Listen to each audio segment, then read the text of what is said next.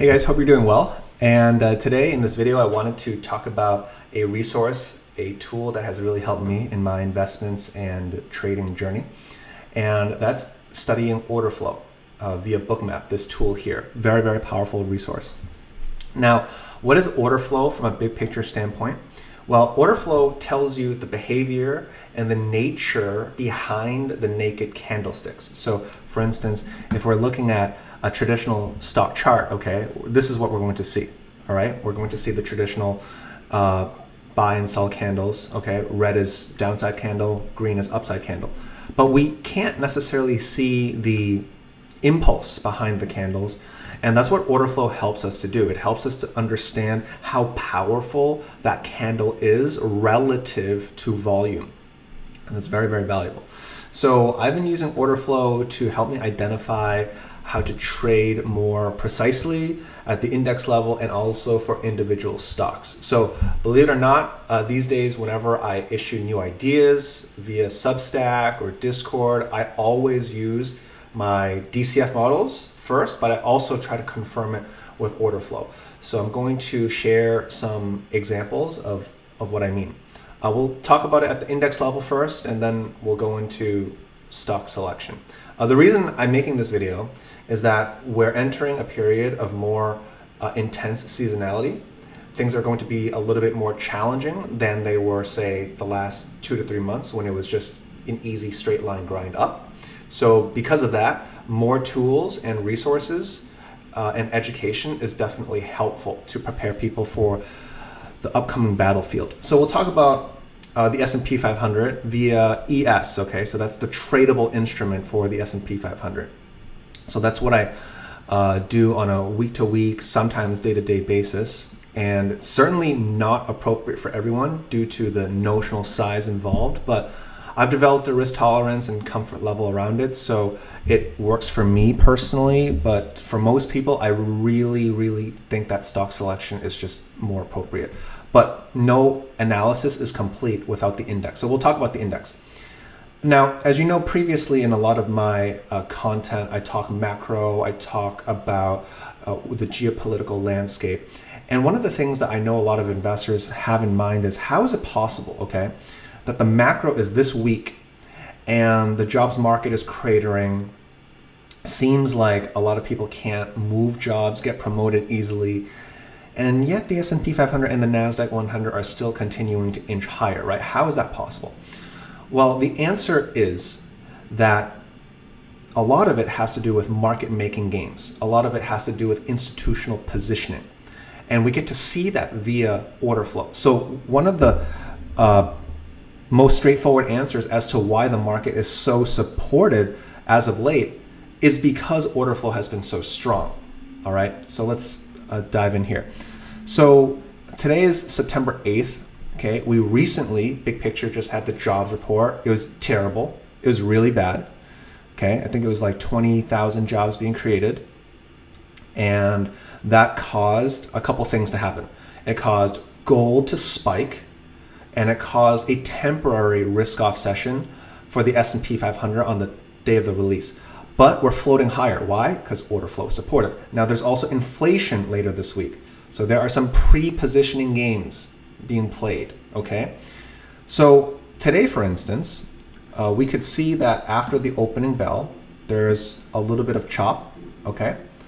And we can see that we tried to dip, okay, under 6,500, but notice that OrderFlow was still very strong, and we can understand the intent of OrderFlow through cumulative volume delta, okay? One of many different tools that Bookmap shows us. And you can see that even as price was falling, the cumulative volume delta was actually rising.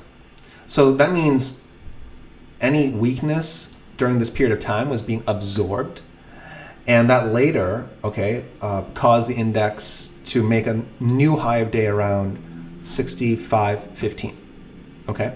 So with a naked candlestick chart, which I'm going to pull up on my screen here, it's very difficult to understand whether a dip is going to hold or whether it's going to retrace higher or lower, okay? So just using your eyeballs, you can see if you zoom in, It's very difficult to know whether this dip is going to close the gap here or whether it's going to retrace higher, okay?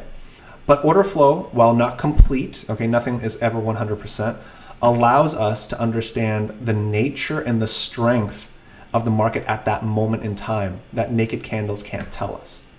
So what I personally did was I was thinking, okay, the market is firm today. There's no real economic data that can derail the current momentum on an intraday basis.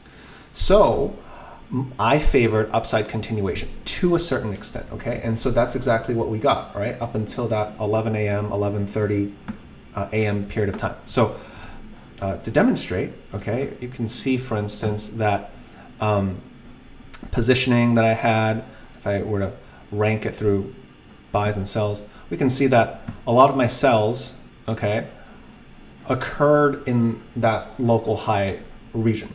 Now, why did I pick that specific region? Well, I can't talk about that in like too great detail because that's a very, very long explanation. But the bottom line is that when order flow is strong and price is diverging from it, it's worth taking a look at, okay? So afterwards though, if we fast forward to what happened later, we can see that as price stayed near the highs, the order flow started to weaken a little bit, okay, And what ended up happening was as order flow weakened, okay, via CVD, a price eventually followed later. So in other words, order flow is a very powerful way to identify when potential local bottoms and local tops may happen during the day, okay? Now, it doesn't just have to be with the index. It can also be related to stock selection. So I think that's really valuable. I'll show you why. So we have Salesforce here, and we also have applied materials, okay? So we'll start off with Salesforce, okay? It doesn't really matter what stock it is. This is talking about the evergreen concept behind order flow and this specific example. So, okay, so now we're going to talk about Salesforce, and we're going to talk about Salesforce in relation to execution education and how that relates to order flow. So before earnings, okay, Salesforce was having a pretty rough patch. It was attempting to recover the 50-day moving average. And then afterwards, after earnings, Salesforce fell maybe about 6 to 7%. But in our work, we highlighted that this area here was an area of value, okay? So let me just find this. It was a higher low around 233, 235. Okay, here it is, yes. 233, 235, I said, if we find that price region retested, it's a healthy higher low, meaning it could dip there and then it could bounce, okay? So now let's look at the price action and what's happened. So let me show it here. Let me see. Okay. All right, so we have Salesforce. If we look at a higher time frame, all right, we could see that it touched that area, 233, 235, okay? 233, 235. It wicked there, and then it staged this violent bounce, right? So now, how did I identify this 233, 235 area, okay? How did I find that region? Well, I found that region through DCF modeling because that area is technically bear case. But more importantly, okay, because I study stocks in relation to order flow as well, at the time that it reached 230 to 235 on that specific day, I could see that order flow impulse was very, very strong for Salesforce. So it was violently defended in that area. And now Salesforce trades 252, okay? So if we look here, we made a higher low at 235, and now we're at 252. But the best part is this. The best part is that we were talking about this, okay, before earnings. So we had planned for 233, 235 before earnings. We suspected that that area was an order flow area. And when it actually came through, okay, it reacted for a very nice bounce to the upside. So there's that. Now, I want to talk about Applied Materials. So Applied Materials, one of the weaker names within semiconductors as of late. After earnings, it had fallen roughly 10, 15%.